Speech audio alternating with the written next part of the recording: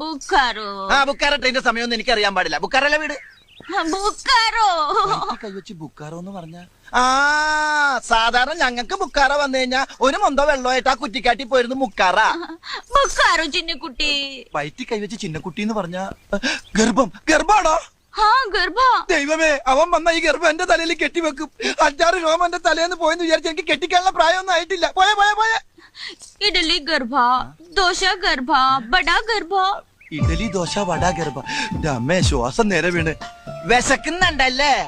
ആ ഈ ഇഡലി ദോശ ഗർഭം മേടിക്കാനായിട്ട് എന്റെ കയ്യില് പൈസ നൈ ഇല്ല.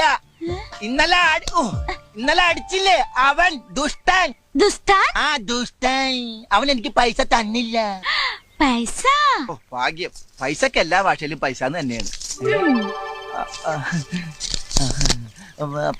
പൈസക്കാരിയാണല്ലേ ഈ ബാങ്ക്?